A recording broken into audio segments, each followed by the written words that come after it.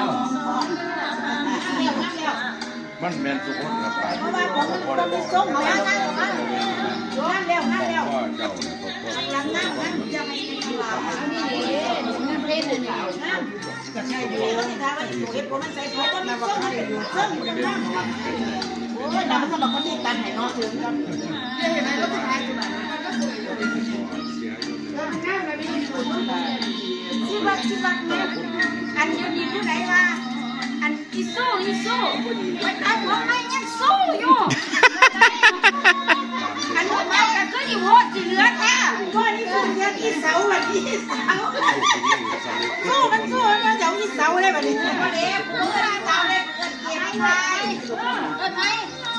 การโชคโชนมากเลยโอ้ยยังไงเกิดโชคโชนมาแต่ไหนย้อนถึงว่าอย่างไร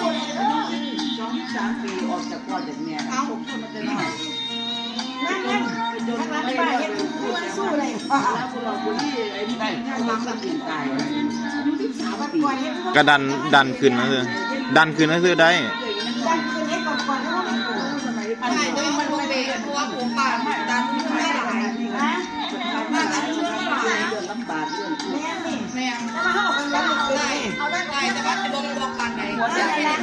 เห็นลักษณะแบบแต่บอกปันไหนกับกันนี่ถ้าว่าเอาตัวนี้ขึ้นเราเป็นมันดันว่านี่มันเกิดเรื่องพวก